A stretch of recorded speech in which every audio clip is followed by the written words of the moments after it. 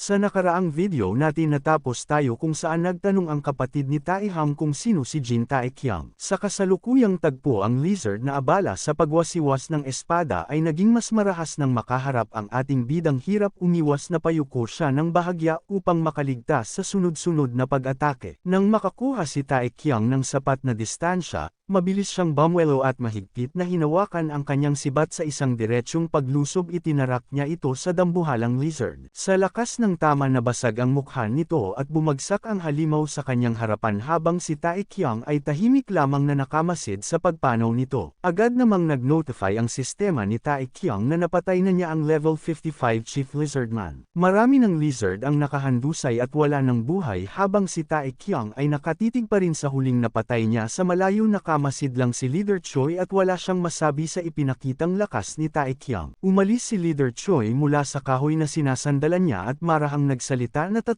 beses na itong nagsakto. Hindi pa man niya natatapos ang paliwanag ay agad nang umeksena si Tae-kyung nagtanong kung ano ang ibig sabihin ng sinasabi nito. Ipinaliwanag ni Leader Choi na 3 beses na siyang nakapatay ng tamang dami ng lizard kaya sapat na iyon para sa araw na ito, para hindi na siya mahirapan pa. Okay lang naman kay Tae-kyung dahil hindi naman siya nahihirapan sa mga pinapagawa sa kanila. Kaunting potion lang ay nawawala na agad ang galos sa kanyang braso. Pero kahit ganoon hindi kumbinsido si Leader Choi. Ayon sa kanya hindi naman raw excuse ang pagiging pabaya o katangahan, pareho lang ang gate na pinasok nila at noong una ay hindi naman siya nahirapan mag-clear pero ngayon sobrang hirap na ng dungeon para sa kanya. Sa mga mata ni Leader Choi, seryoso siyang nagtanong kung may bumabagabag ba sa puso ni Tae-kyung o may pinagdadaanan ba ito. Napahinto si Tae-kyung nang marinig niya ang tanong ni Leader Choi, hindi agad nakasagot. 3 araw ang lumipas at patuloy pa rin silang nagki-clear ng dungeon. Sa harap nila ay isang lizard na nakahandusay, wala ng katawan at ulo na lang ang natira. Samantala ang ating bida ay hingal na hingal, halos himatayan sa pagod habang mahigpit na nakahawak sa kanyang sibat. Marami ring pasa ang makikita sa kanyang braso. Nang makita iyon ni Leader Choi, napabuntong hininga siya. Nakalawit pa ang 2 kamay niya sa tagiliran habang pinagmamasdan ang kondisyon ni Tae-kyung. Pinahinto muna ni Leader Choi ang ating bida dahil kailangan na niyang magpahinga. Sinabi niyang kokantake na lang siya kapag kailangan ulit pero sa ngayon dapat na muna siyang umuwi. Kinagabihan bumiyahe na ang bus papunta sa terminal. Tahimik na nakaupo ang ating bida habang hawak ang backpack niya. Malalim siyang nag-iisip tungkol sa nangyayari sa kanya ngayon. Napamura pa si Tae-hang sa sarili niya kung mawawala ang sistema niya, paano pa siya makakahanap ng pera, kaya naman kailangan niyang magpursige para magamit ang sistema at alakam ng sapat na kita. Sa sobrang pag-iisip ni Tae-kyung napagtanto niya na kailangan niyang mag-focus para makakuha ng sapat na credit at makuha ang ranggong A hanggang C. Kahit may sistema siya, ramdam niyang todo ang pagtakbo nito at kailangan niya ring sabayan. Habang nakatulala bumalik sa isip niya ang tanong na matagal nang gumugulo, sino ba talaga si Jin Tae-kyung? Namutla siya habang tinatanong ang kanyang bunsong kapatid kung saan nito narinig ang pangalang iyon. Diretsyong sagot ng kapatid niya na nanggagaling iyon mismo sa bibig ni Tae-kyung tuwing natutulog siya. Nagulat siya kahit tulog palagi raw niyang binabanggit ang pangalang Jin Tae-kyung, kaya napatanong siya kung sino talaga iyon. Magkaibigan ba sila? May koneksyon ba sila? Kasi kung wala naman, bakit niya ito tinatawag ng paulit-ulit? Siguro nga pamilyar sa kanya ang taong iyon o baka malapit sa puso niya kaya hindi mawala sa bibig niya kahit sa pagtulog. Simula nang mag-log out si Tae-kyung, paulit-ulit nang bumabalik sa isip niya ang mga salitang binitawan ni Jin Kyung. Kahit pilitin niyang gamitin ang kanyang chi circulation hindi siya makapag-focus. Hindi na ito kasing sigurado o kasing lakas kagaya ng dati. Sariwa pa rin sa kanyang alaala ang ngiti ni Jin Wai-kyung pati ang sandaling hinawakan niya ang ulo ni Tae-kyung at hindi niya maintindihan kung bakit paulit-ulit itong bumabalik sa kanyang isipan. Dahil sa hirap niyang kontrolin ang sarili, napag-isipan niyang kailangan na niyang magpakonsulta sa isang psychologist para malaman kung ano ba talaga ang problema niya. Pagdating niya sa apartment, marahan niyang hinawakan ang pinto kasabay nito. Dahan-dahan niya itong binuksan, tila may kung anong bigat sa dibdib na hindi niya maipaliwanag. Napabuntong hininga siya dahil sa pagbukas niya ng pinto ay wala man lang bumungad sa kanya. Sobrang tahimik, sobrang dilim, para bang walang tao at walang buhay sa loob ng apartment. Kinurap niya ang kanyang mga mata para masanay sa dilim at marahang iminulat ng buo. Sa harapan niya tumambad ang isang pamilyar pero nakakainis na tanawin. Abala si Song Jin-ho na parang siraulong walang pakialam sa pagkalikot ng kanyang kapsula may hawak pa itong screwdriver sa kaliwang kamay tila may balak na kung ano na naman. Hindi talaga may pinta ang mukha ni Tae Kyung sa nakita niya.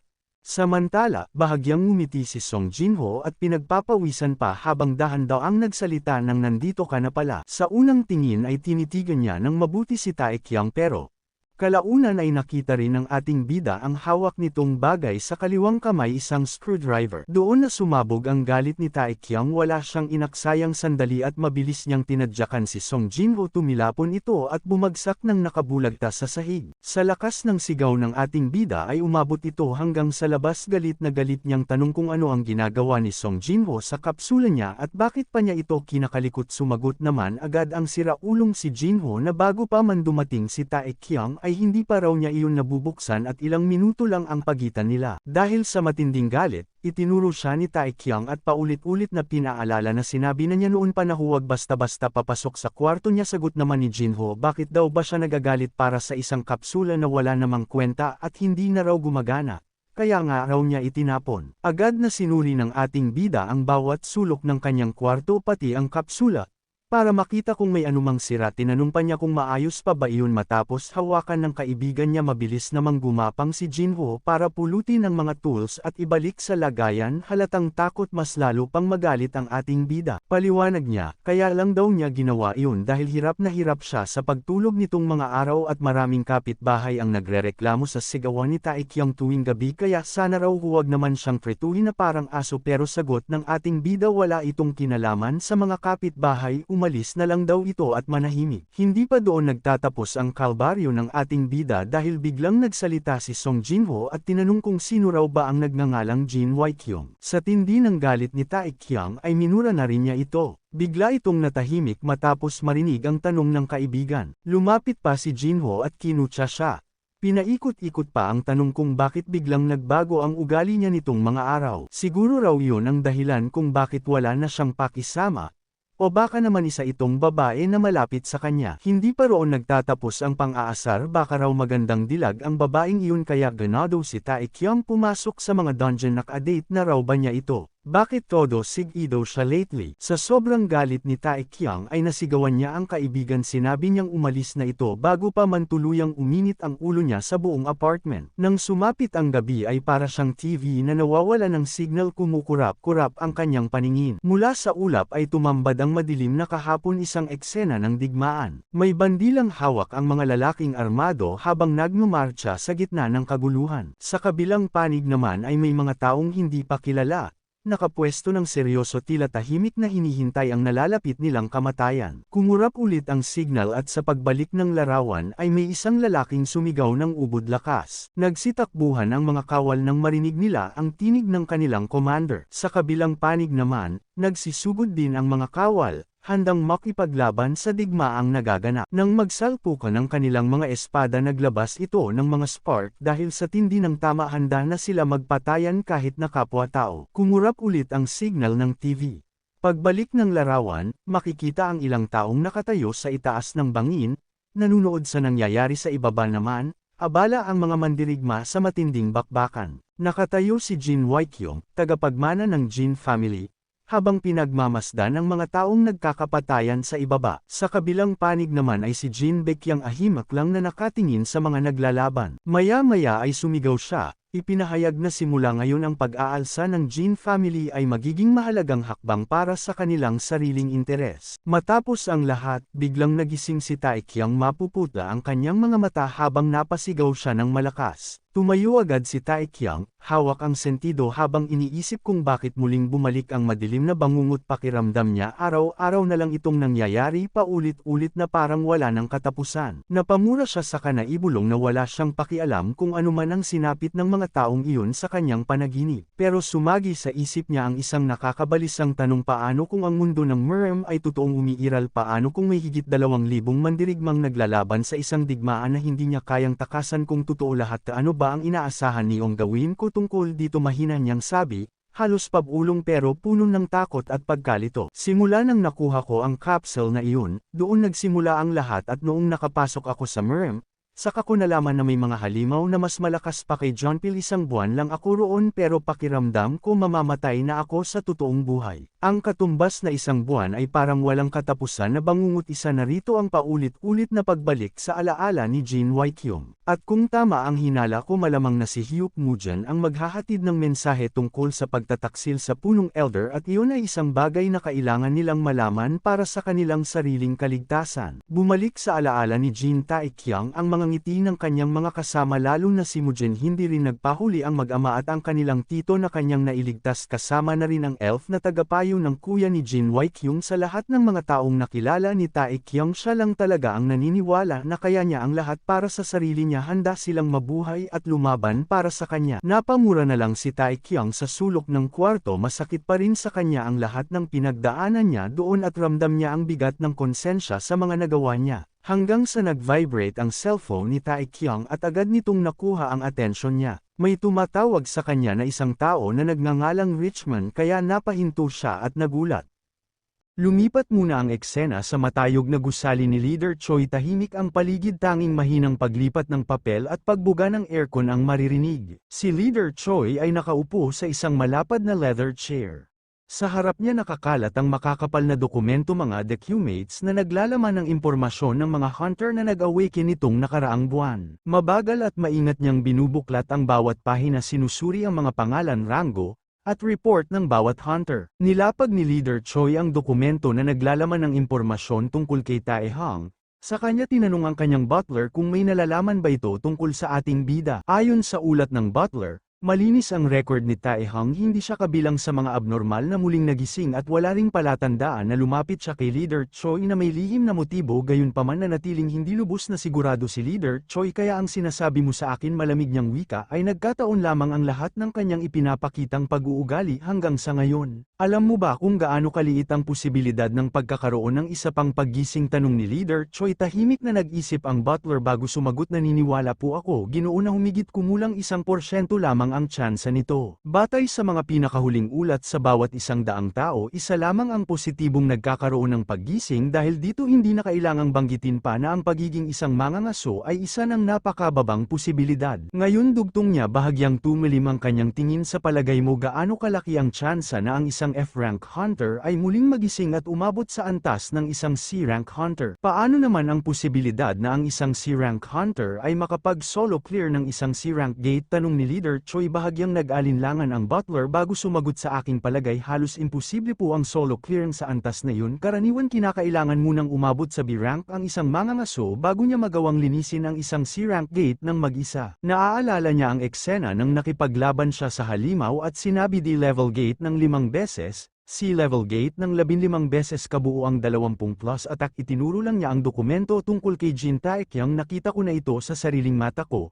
Hindi mo na kailangan pang kumilos, tugon ng butler. Kung ganoon, uulitin ko ang investigasyon, sabi ni Captain Choi ng seryoso. Walang kailangan, sabi ng butler. Kung patuloy kang kukuskit, magkakaroon ka lang ng tagihawat. Sa tingin ko, sapat na kung nandyan ka sa tabi ko at patuloy na magbabantay. Ngumiti siya ng mabait at sumagot na sa wakas ay plano na ng batang Panginoon na isali siya sa guild. Itinaas ni Captain ang kilay at sinabi na yan ang dapat gawin.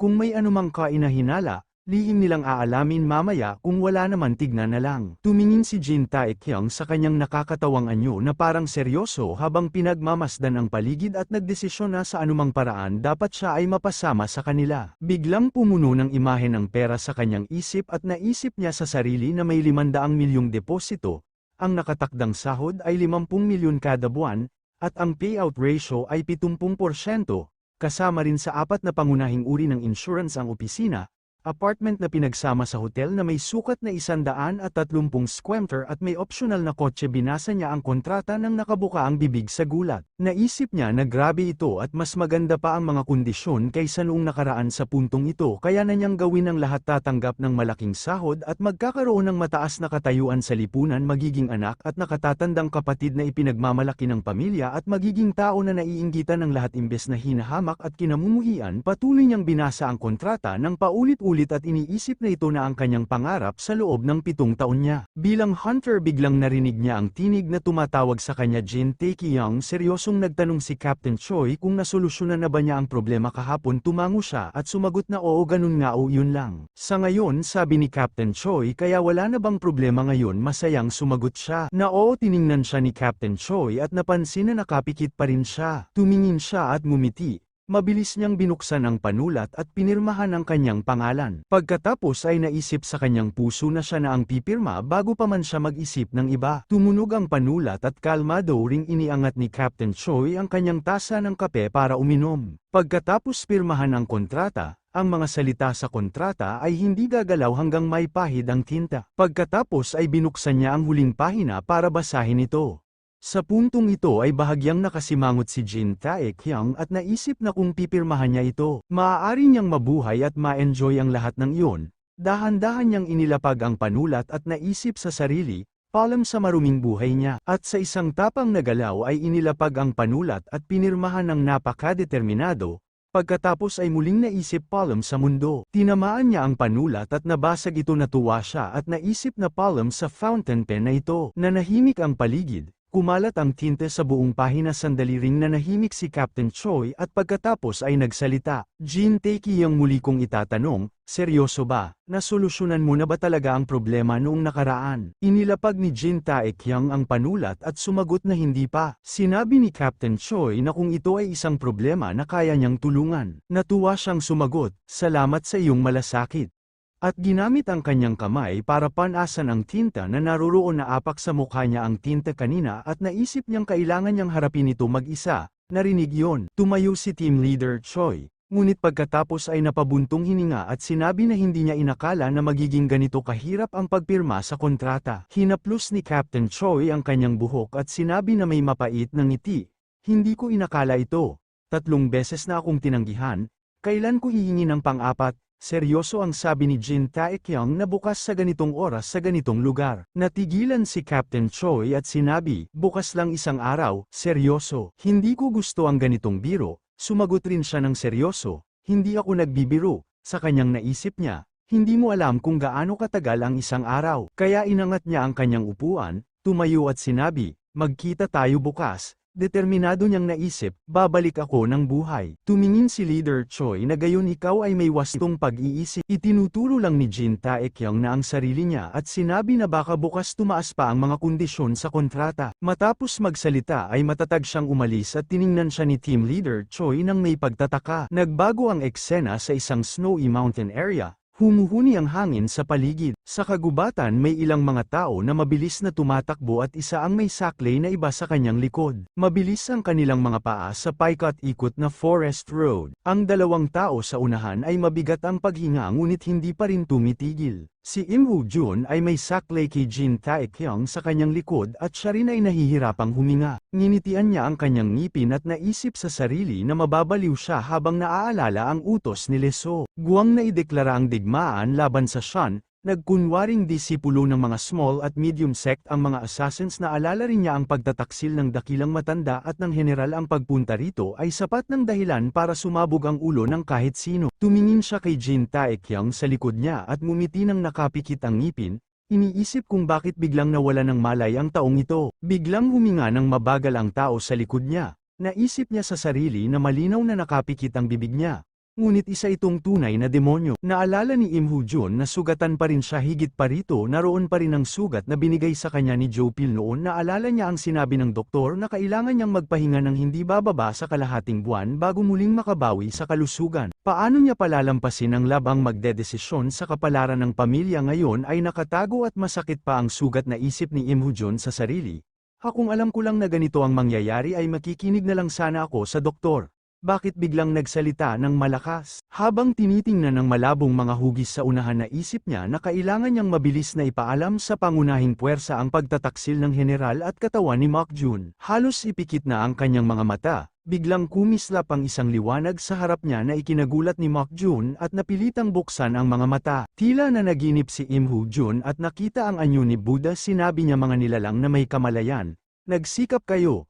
Ngayon ay dapat magpahinga. Sigaw ni Im Mok-jun sa kanyang puso. Sa oras na ito, Unti-unting pumikit ang mga mata ni Imokjun, iniisip niya. Oo, sapat na ito. Pagkatapos ay sinisi niya si Jin Taekyung na nakahiga sa kanyang likod, iniisip niya ang tinatawag na kapitan na ito ay laging bumabagsak sa mga kritikal na sandali at ang iba pang mga miyembro ng koponan ay hindi man lang nagtanong kung ayos lang siya o kung kailangan ba ng tulong. Nanginig ang mga binti ni Imokjun at gusto na rin niyang bumagsak. Sumpa niya sa kanyang puso, gulat. Hindi na niya alam ang anumang mangyayari. Sa sandaling yun nagising si Jin Taekyung, huminga siya sa tenga ni Imokjun na nagdulot sa kanya upang magising. Napuno ng luha ang kanyang mga mata at masayang tinawag kapitan. Ngumiti ng lubos si Jin Taekyung at ipinakita ang kanyang mukha. Pabirong sinabi niya, may candy sa iyong mga tainga. Ang tunog ng mga sandata na nagbanggaan ay sobrang malakas. Sa wakas, ang lalaking may peklat na nakasuot ng pulang damit ay nasaksak, na nagdulot sa kanya na sumigaw sa sakit. Ngunit sa parehong oras isang espada ang tumusok diretso sa katawan ng sundalo. Damaloy rin ang dugo mula sa kanyang dibdib. Nang sunod-sunod ang mga buhay ay pinatay at ang susunod na tao ay napatay rin. Ang mga bangkay ay nakakalat sa buong lupa. Nakatayo sa gilid ng bangin, pinanood ng mga tao ng pamilya Jin ang tunog ng labanan sa ibaba na walang tigil na umaalingaw-ngaw. Iniisip ng taong yun sa sarili niya, tama, ito ang lugar. Noong panahong iyon isa rin itong matinding digmaan, ang mga sundalong napatay ay bumagsak tulad ng dayami pababa sa bangin sa labanan ng Jiangme dekada na ang nakalipas. Sa makitid na kanya na ito, sa ilalim ng bangin nakakalat ang mga bangkay ng tao, sa isang maliit na tambak may isa na ang anyo ay hindi na makilala. Iniisip ng taong yun na napakaraming tao ang namatay dahil sa pagkakabayani. Hinaplos ng dakilang matanda ang kanyang mahabang puting balbas at nagmuni-muni tungkol sa nakaraan. Iniisip niya sa sarili. Noong panahong yun ay bata pa ako, ano ang silbi ng sugat ng isang scholar, kung mamamatay siya magiging multo na lang siya. Tiningnan ng dakilang matanda ang taong nakatayo sa harap niya at pagkatapos ay nagtanong, may-ari ng bahay, sa tingin mo, kumusta ang kasalukuyang sitwasyon? Masusing pinagmamasdan ni Jin Qiang ang labanan sa ibaba. At pagkatapos ay sumagot, bagaman may kalamangan tayo sa bilang ng tropa, may kalamangan tayo sa kalidad at sa teritoryo. Ngunit tiningnan ni Jin Wang ang kanyang nahulog na disipulo na may dugo pa ring umaagos mula sa kanyang bibig. Biglang naramdaman ng buhay na tao ang isang espada na tumusok sa kanya. Napaikit sa galit si Jin Wang kung nginitian ang kanyang ngipin, at may mabigat na tinig na sinabi, ang pinsala sa ating panig ay patuloy ding dumarami. Tiningnan ng dakilang matanda si Jin Wang at sinabi, dapat malaman ng leader kung kailan kikilos. Habang humahaba ang laban, mas magiging walang pasensya sila. Kaya huwag kumilos ng padalos-dalos. Narinig yon, nagmuni-muni sandali si Jin Wang nang inig ng bahagya ang kanyang tinig at sumagot, alam ko kailangan nating ipunin ang ating lakas hanggang lumabas ang utak sa panig ng Hang San. Mukhang malungkot siya. Inikat ang ulo pataas para tingnan ang madilim na kalangitan at sinabi gayon pa man nakalulungkot na hindi niya magamit ang sunog na atake na inihanda niya. Talagang ayaw kung mangyari ang digmaan tulad ng ngayon, sabi niya ng malungkot, kakaya ko lamang sa Diyos sa likod niya. Tiningnan ng dakilang matanda si Jin Wang ng malalim, na para bang nag-iisip tungkol sa isang bagay, at hindi nagsalita. Napakunot siya at pinagmamasdan ang likod ni Jin W. Qiang, iniisip sa sarili, sa kanyang pamilya. Siya ang pinagkakatiwalaan at may pinakamahusay na kasanayan sa martial arts. Higit sa lahat, siya ay isang talentadong kabataan na may dangal at ang kakayahan sa paghuhusga na kinakailangan ng isang leader. Dahil ayaw ng dakilang matanda na sirain ang planong kanyang inilatag, tiningnan niya si Jin Wang. Kung na may mga matang puno ng pag-aproba at paggalang, iniisip si Jin Wang Kyung ang tamang tao upang madaling buhayin ng pamilya. Madali lamang. Ngunit nakalulungkot. Hinaplos ng dakilang matanda ang kanyang balbas at tumingala sa nyebe ng kalangitan, pagkatapos ay nagsalita ng mahina upang walang makarinig ng malinaw. Ngayon, ang tunog ng labanan ay nagpapatuloy sa ibaba at seryoso ang tingin ni Jin Wang kung sa paligid. Nagmuni-muni sa kanyang puso ang dakilang matanda, sisiko na lamang sa Diyos. Malapad ang ngiti ni Taekyung habang masayang sinabi na tagal rin silang hindi nagkita. Nagbago ang eksena sa gilid ng bundok kung saan huminto ang grupo ni Taekyung. Ang tatlong iba pa ay parehong masaya at nag-aalala. Nagtatanong tungkol sa kanya, gising ka na ba? Aayos ka na ba? Hindi ka ba nasaktan? Patay ka ba? Ano ang nangyari sa team? Tatlo silang tanong at walang sumuko. Sa kabila nito ngumiti si Jin Qiang at itinaas ang kanyang kamay para batiin ang lahat. Matagal na tayong hindi nagkita. Kamusta kayo? Tatlo tumingin sa kanya si Hu Jun nang hindi makapaniwala at sinabi, how matagal na? May problema ba sa ulo mo dahil dito? Inilapag niya ang kanyang kamay at ngumiti nang walang magawa. Iniisip, haha. Anong reaksyon naman nito? Iwinagayway niya ang kanyang kamay at mahinaong tinanong si Hujun, yun lang ba sa pagbati? Gaano nakatagal akong nawala ng malay? Ngunit walang nakinig sa kanyang tanong, nag-uusap pa rin ang iba sa isa't isa. Kanina lang, sinabi niya ang ilang kakaibang salita, candy sa kamay. Anong candy? Umupo si Hujun sa lupa, ang kanyang mukha ay nagpapakita ng pagod na hindi niya maitago, at sumagot, sobra akong pagod, marahil higit sa 1 oras o mas mababa sa 2 oras nang marinig yun. Nagmuni-muni siya sa kanyang puso. Kung gayon, mga 1.5 oras. Naalala ang kanyang nakaraang karanasan at hinaplos ang kanyang baba. At seryosong naisip, 1 buwan sa Miram ay katumbas ng 3 oras sa totoong buhay. Sa pagkakataong ito, nasa realidad siya ng halos 2 linggo. Naalala rin niya ang ipinaalam ng sistema noon, kapag may isang manlalaro hindi na mahihiwalay ang koneksyon sa manlalarong yun hanggang sa kamatayan. Malawakang manipulasyon ng oras upang makapaglaro ng mas matagal. Kapag nag-log out, mapapansin mong mas mabagal ang paglipas ng oras sa laro, at kabaligtaran sinusynchronize ng sistema ang mga karakter at tao. Automatikong isusynchronize ng laro ang karakter sa The Gem. Sa wakas, napagpasyahan niya na sa pangkalahatan, ito ay tumutugma. Binuksan ni Taekyung ang kanyang mga mata at umasa sa kanyang mga kamay para magtanong ng ilan pang katanungan sa isip niya. Kaya ba ako humihinga? Ang taong nakatayo sa kaliwa ay nagtanong ng may panik, bakit mo biglang tinatanong yon? Agad niyang sinabi, walang oras. Sagutin mo agad, sabi ni Im Hujun habang humihinga ka, kaya nakabangon ka, kung hindi mamamatay ka na. Namutla si Jin Taekyung at naisip sa sarili niya, naalala niya sa sarili na kapag nag-log in o nag-log out siya ang kabilang partido ay malulunod sa coma. Labis siyang natakot nang matuklasan ang isang lihim na nangangahulugang kapag nag-log out siya, o kung nakikipaglaban o pinapatay, wala siyang katawan na pagbabalikan. Dahil dito, naging seryoso si Jin Taekyung at muling nagtanong tungkol sa pangunahing puwersa. Sumagot ang taong nasa kanan, paparating na kami roon ngayon. Ngunit aabuti ng hindi bababa sa 2 oras. 2 oras na pag-isipan niya ito ng mabuti dahil sobrang haba ng oras na yon. Sa panahong yon, maraming bagay ang maaaring mangyari na walang makapaghula sa puntong ito.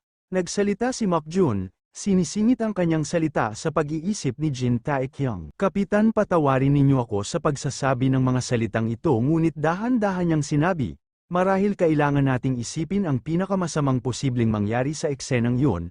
Napag-isipan ng iba ang kanilang sarili at lumitaw ang isang tahimik na espasyo. Sa pinakamasamang posibleng senaryo sa kanyang isipan, lumitaw ang imahe ni Jin Wayang na nakahiga at isinakripisyo sa lupa. Naalala ni Taekyung, ayon sa sinabi ni Kwak Jun bago siya namatay, na bago ang panahong yun, sinabi niya habang puro dugo ang katawan at bibig niya mula sa simula, ang 3 gate ay itinayo ayon sa kagustuhan ng taong yun. Mahulaan mo ba?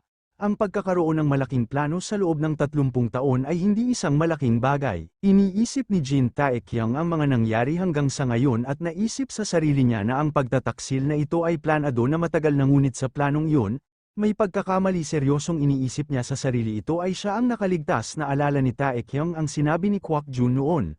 Ngayon dahan-dahan na nating simulan. Noon ay unang beses ring ipinakita ni Kwak Jun ang kanyang tunay na mukha at sinabi na kahit nawalan sila ng kaunting oras sa pag-interrogate sa kanya. Muling tumingin si Jin Taekyung sa malulungkot na mukha ng 3 tao. Pagkatapos ay nagsalita siya at sinabing may katiyakan hindi pa huli ang lahat. Kaya huwag ninyong isipin ang pinakamasamang mangyayari. Mahigpit niyang kinuyam ang kanyang mga kamay at sinabi sa 3, tiyak na babaguhin ko ang magiging resulta kahit ano pa ang kapalit. Kapitan, tumingin sa kanya ang 3 tao na may kumikislap na mga mata. Kumikislap din ang mga mata ni Jin Taekyung. Tinitigan niya si Mujan at sinabi, so, Mujan. Magalang na sumagot si Mujan, opo, Kapitan. Biglang naging seryoso ang mga mata ni Jin Taekyung at agad siyang tumayo. Tumulo ang pawis ni Mujan at sumagot, pagod na ako. Itinaas ni Jin Taekyung ang kanyang kamao para takutin si Mujan. Hindi nakakalimutang magsabi ng isang nagbabantang pangungusap, gusto mo bang mabugbog hanggang mamatay? Habang tinitingnan siya ni Mujan, sumigaw si Jin Taekyung at sinabi, kailangan nating makarating sa loob ng 1 oras. Isang nagulat si Imak Jun at sabi, kahit gaano tayo kabilis, baka aabuti ng 2 oras bago makarating. Okay, muling sabi ni Jin Taekyung, kaya 1 oras lang, sumagot si Mujan. Paano natin ito gagawin? Para bang wala lang, sabi ni Taekyung. Yamakbo ng buong lakas, nag-alinlangan ang 3 sa loob ng 1 oras. Tumakbo si Jin Taekyung sa unahan at sumigaw sa mga tao sa likuran, hey, Ano ang ginagawa ninyo dyan? Tumakbo na kayo. Nagbago ang eksena sa isang bangin kung saan nagaganap ang labanan. Ang hukbo ng pamilya Jin pinamumunuan ng isang tao na sumisigaw sa likuran ay wasakin ang lahat. Sila ay isang grupo lamang ng mga soul soldiers sa panig ng pamilya Jin. Winasiwas ang espada kaya natamaan ang ulo ng lalaking may peklat pagkatapos, isang hiwa ang tumama sa leeg ng lalaking may itim na buhok na nagdulot sa kanya na samuka ng maraming dugo. Sa parehong oras, ang isang tao sa kabilang panig ay labis na natakot at nalito. Hawak niya ang palakol ngunit nanginginig at umatras. Iniisip kung magpapatuloy ito mamamatay ako. Sumigaw siya hanggang sa manghihina ang boses. Mabilis na umatras ang lahat ng Blood Brothers. Kasabay nito, lumitaw ang isang napakaknipis na pulang guhit sa leeg ng isang tao. Isang segundo ang lumipas at ang kanyang ulo ay nahiwalay sa katawan niya ngunit patuloy pa rin siyang sumigaw ng ayaw. Isang maliwanag na pulang kapa ang humahampas sa hangin. Namangha ang pamilya ng Leaf sa taong may hawak na espada na nakatayo sa harap nila. Lumabas ang mga ugat sa noo ni Lee So-guang. Mababa ang kanyang tinig, na para bang nagmumula sa impyerno at sinabi tinawag ang Blood Vow Team. Pagkatapos niyang banggitin ang pangalang ito, ang grupo ng bandido ay nanginginig. Ang mga taong may hawak na sandata habang malinaw na nakikita ni Liu Guang ang hubad na anyo. Itinuro niya ang matulis na kutsilyo sa karamihan at malamig na sinabi, bumalik kayo kung ayaw ninyong makita ang tunay na dugo at ulan. Narinig iyon, at ang isang grupo ng tao ay hindi nang ahas na lisanin ang lugar.